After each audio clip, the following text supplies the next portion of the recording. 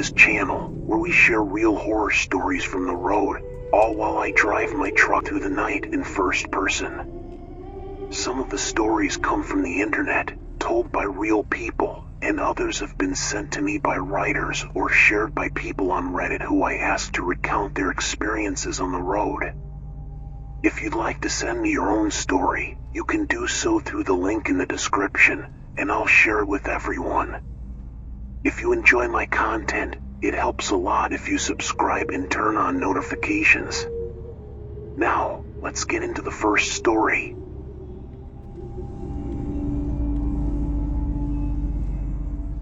This is another story told in detail by a subscriber who sent me an email with his story.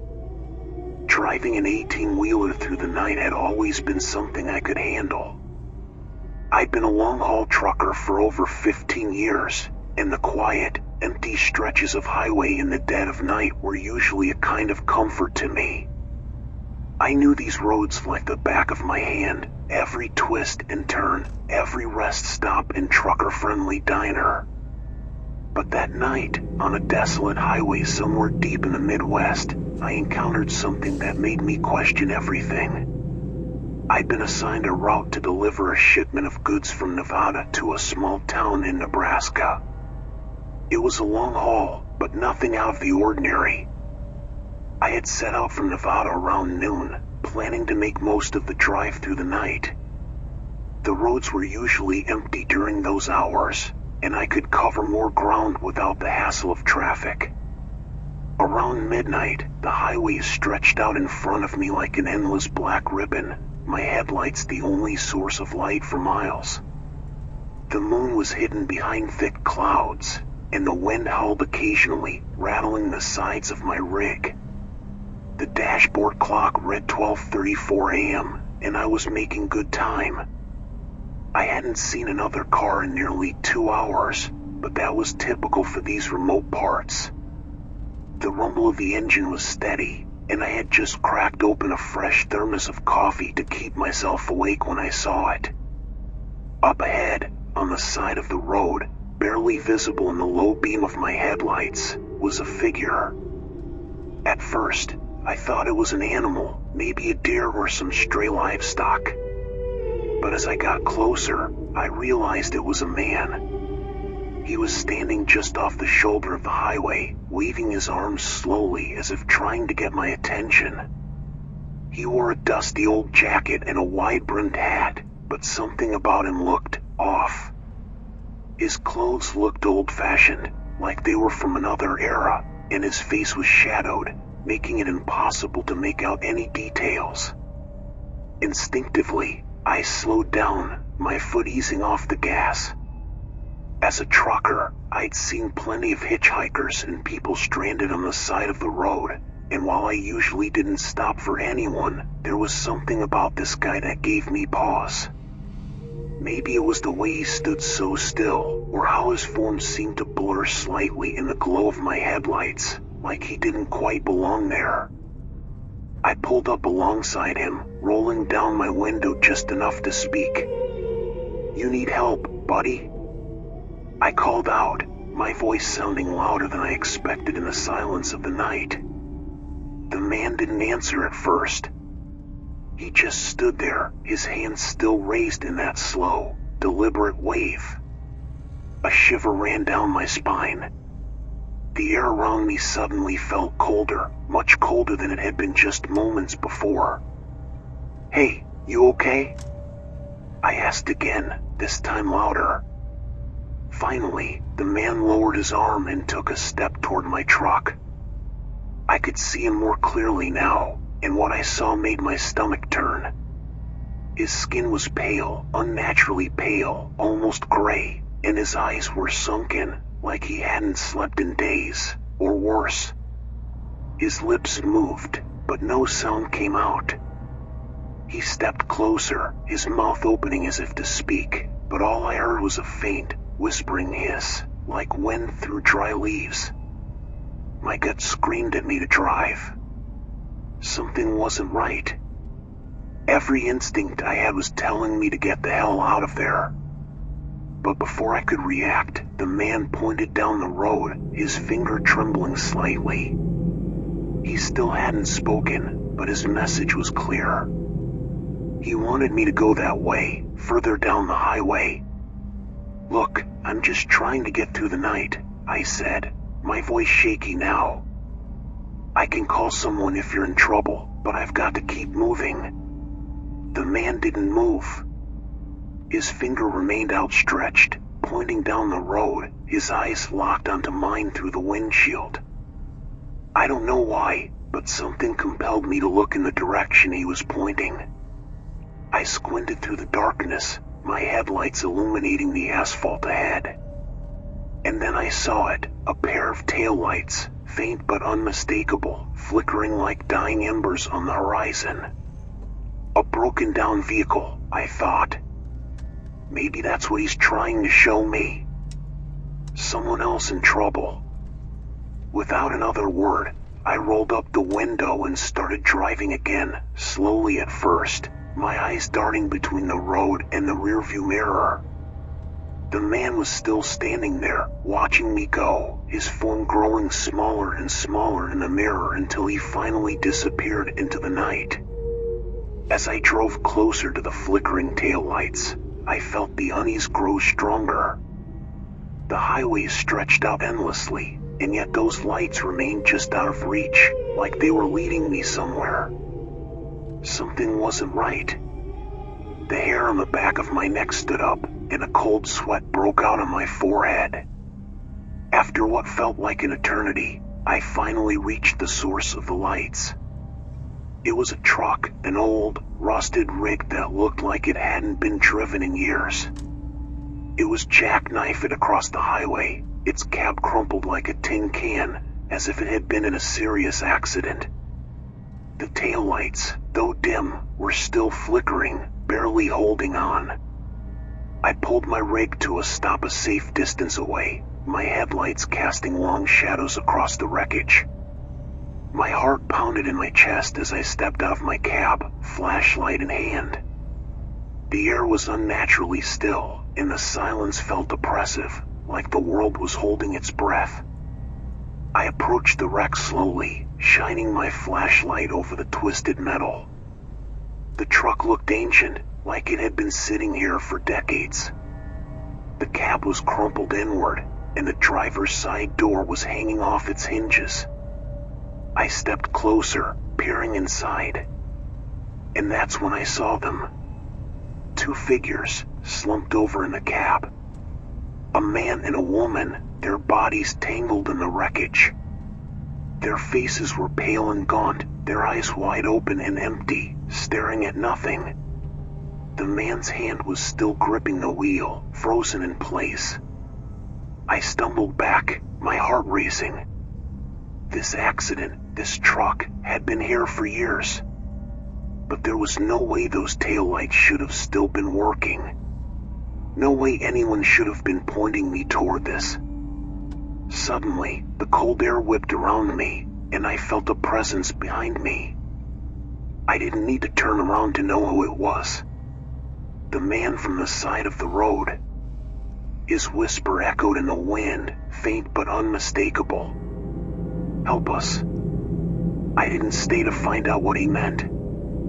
I ran back to my rig, jumped inside, and sped off down the highway without looking back. My hands were shaking, my heart pounding in my chest. I drove until the first light of dawn broke over the horizon, and even then, I couldn't shake the feeling that someone, or something, was watching me. I never took that route again.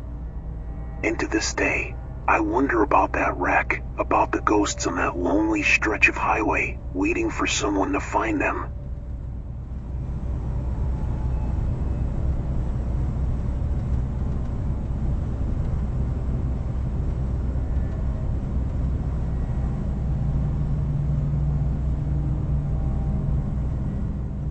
This is another story told in detail by someone on Reddit. It was the dead of night, the kind of night where the sky is so dark it feels like it's swallowing the world whole. I was driving through a remote stretch of highway, one that I hadn't planned to take. My GPS had malfunctioned earlier in the evening, leading me off the main interstate and onto a series of unfamiliar back roads. The nearest town had been miles behind me, and now there was nothing but miles of unlit road ahead. I had been on the road for nearly 8 hours, trying to get to my parents' house for a family gathering. They lived in a small town about 3 states over, and I had already driven halfway across the country without much sleep. The exhaustion was creeping in, and I could feel my eyes getting heavier by the minute. I rolled down the window to let in some cold air, hoping it would help keep me awake. The air smelled faintly of rain, though the sky had remained dry so far. It was just me, the empty highway, and the hum of the engine beneath me. As I rounded a curve, my headlights caught something up ahead. At first, I thought it was just a road sign, but as I got closer, I realized it was a figure standing by the side of the road.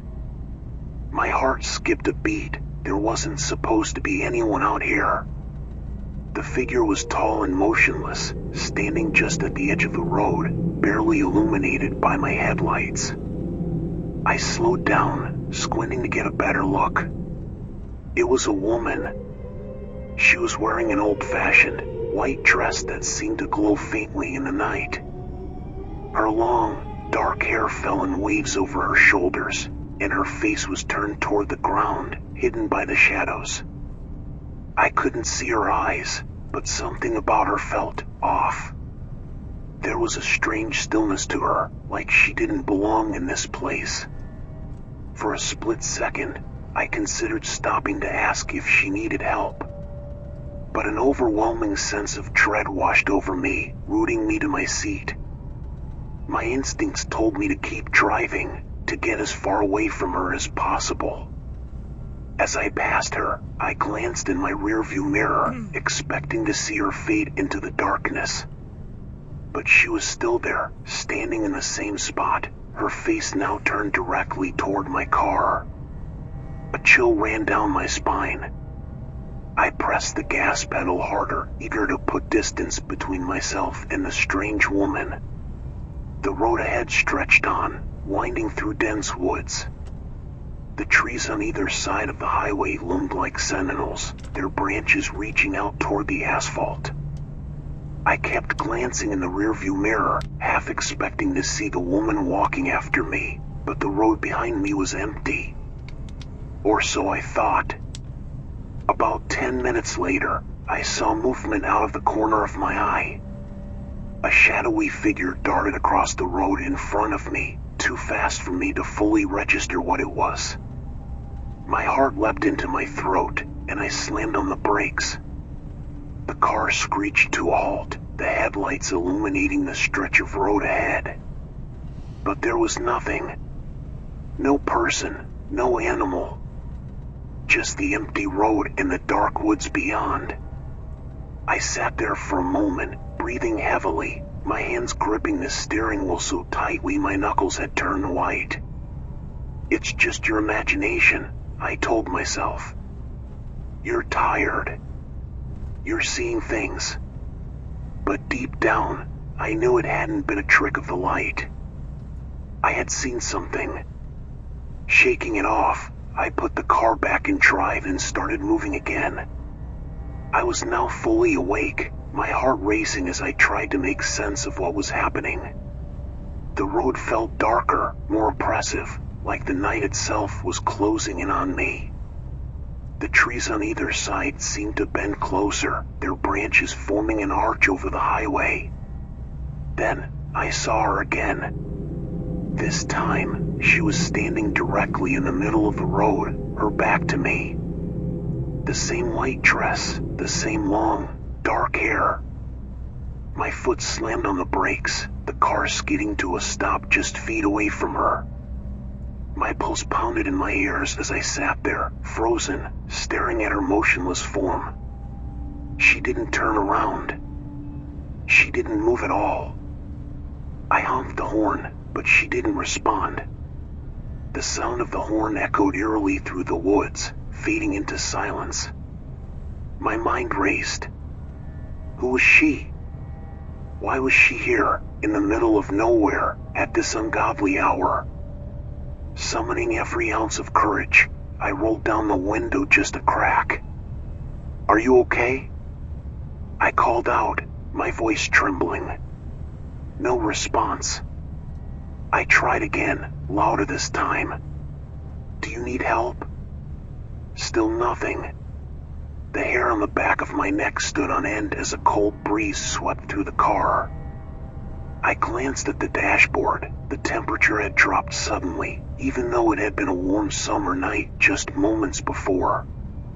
Suddenly, the woman's head jerked sharply to the side. Not a natural movement, but a quick, unsettling snap, like a puppet on strings. She still didn't turn around fully, but her face was now partially visible. Her skin was pale, almost translucent, and her eyes were dark, empty voids, like they were hollowed out. A low, guttural whisper filled the air, though I couldn't make out any words. Panic surged through me. Without thinking, I threw the car into reverse, slamming my foot on the gas. The tires screeched as I backed up, putting as much distance between me and the woman as I could. But as I looked in the rearview mirror, my blood ran cold. She was still there. But this time, she was standing right behind my car, her face mere inches from the rear window. Her mouth hung open in a silent scream, and those dark, hollow eyes stared directly into mine. I floored the gas pedal, speeding away down the road. My heart was racing, my hands shaking uncontrollably. I didn't dare look back. I just kept driving, the fear coursing through my veins like ice. I had to get away. I had to get off this road. After what felt like an eternity, I finally saw the lights of a small gas station up ahead. I pulled in, parking the car under the flickering neon sign. My hands were still trembling as I shut off the engine and sat there, trying to calm my racing heart. I never told anyone what I saw that night. I didn't want to sound crazy. But deep down, I knew the truth. I wasn't alone on that highway.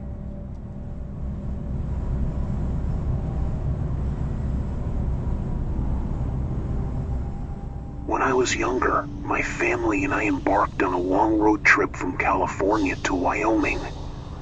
We were headed to Yellowstone National Park, a place my parents had been eager to visit for years. If you've never been, Yellowstone is one of those rare, breathtaking destinations where nature feels untamed and wild, stretching as far as the eye can see, filled with towering trees, geysers, and wildlife. My parents always said everyone should see it at least once in their lifetime. At the time, though, I was just excited to get out of town and away from the monotony of school and daily life. The drive from our home in California to Yellowstone took around 17 hours. We had packed our Yukon XL with more luggage than was probably necessary. My parents, my two younger brothers, and I were packed like sardines. The plan was to break the drive up over a few days, stopping at motels along the way so we could rest and recover. Most nights went smoothly. We'd check into a small, sometimes dingy motel, shower off the road dust, and fall asleep, ready to continue our journey the next day. However, on one of the last legs of the trip, we fell behind schedule. My dad, determined to make up for lost time, decided we'd push through the night, driving straight through the long, empty highways of the Midwest. There were no street lights, no nearby towns, just miles of dark road that stretched endlessly in front of us. My brothers and I were already half asleep when he made this decision, slumped awkwardly in the back seats of the Yukon. The hum of the car and the rocking motion of the drive lulled us into a heavy sleep. It must have been around 2 or 3 in the morning when my dad finally admitted defeat. Exhaustion was setting in, and he knew it was too dangerous to keep driving. He found an unlit rest stop in the middle of nowhere, just a small gravel parking lot off the side of the highway, surrounded by dense, towering trees. I remember waking up briefly when the car stopped, but I was too groggy to really care. I glanced out the window and saw nothing but darkness. Even the dashboard lights in the car were dimmed. We all dozed off, the quiet of the night swallowing us whole. Sometime later, I woke up. I wasn't sure what had woken me. Maybe it was the uncomfortable position I was in, or maybe just the silence of the night that felt too loud. I rubbed my eyes, feeling disoriented, and looked around the car. My parents and brothers were still fast asleep, their breathing slow and steady in the pitch-black interior of the vehicle. I stretched out as much as I could, trying not to disturb anyone, but sleep was elusive. The seatbelt dug into my side no matter how I shifted, and the cramped quarters of the Yukon weren't exactly helping. Boredom set in as I sat there, wide awake in the middle of the night. I peered out the windows, hoping to catch a glimpse of something, anything, that could break up the monotony. But outside, there was nothing. Just pure darkness. The trees outside loomed like dark giants, their outlines barely visible against the starless sky. It was like we were trapped in a black void, alone in this isolated rest stop in the middle of nowhere.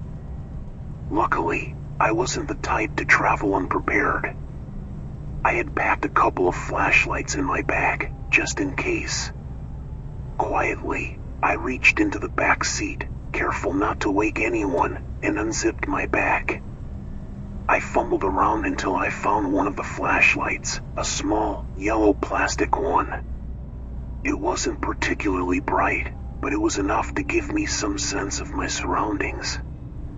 I clicked it on, the beam of light piercing the darkness just enough to illuminate the immediate area outside the car window. I pressed my face against the cool glass and scanned the woods around us. The light bounced off the trunks of trees and patches of underbrush, but everything seemed still. There was no movement, no sound. Just the quiet, empty forest, standing in eerie stillness. I remember thinking it was strange that I couldn't hear any animals. No crickets, no rustling in the bushes, just silence.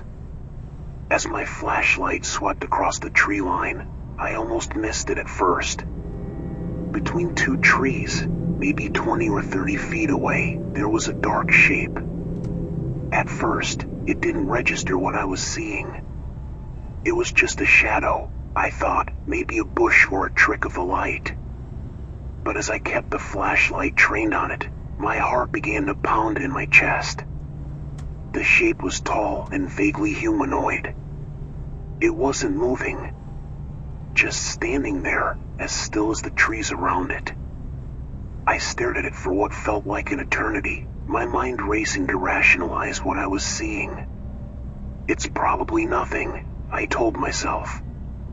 Just a tree or a weird formation in the bushes. But deep down, I knew something wasn't right. My hands shook slightly as I held the flashlight, the beam flickering just a little from the tension. Then, as if in response to my growing unease, the shape moved. It turned. Slowly. Deliberately. It rotated 90 degrees, stepping behind a tree, and disappeared from sight. My blood turned to ice. I gasped quietly, quickly turning off the flashlight and yanking the makeshift blanket over my head. I shut my eyes as tightly as I could, trying to convince myself that it was just my imagination. I could feel my heart pounding in my ears, my grip on the flashlight tightening so much that my knuckles hurt. Every muscle in my body was tense, locked in place as I lay there, paralyzed by fear. I didn't sleep for the rest of the night. I couldn't. Every sound, every creak of the car made me jump. I was too afraid to look out the window again, terrified that I'd see that figure lurking closer. The darkness around us felt suffocating, like it was pressing in on me from all sides. It wasn't until the first light of dawn filtered through the trees that I allowed myself to breathe again. My dad woke up, stretched, and started the car as if nothing had happened. I didn't say a word about what I had seen. Part of me was still trying to convince myself that it had all been in my head, that the figure in the woods was just a figment of my imagination.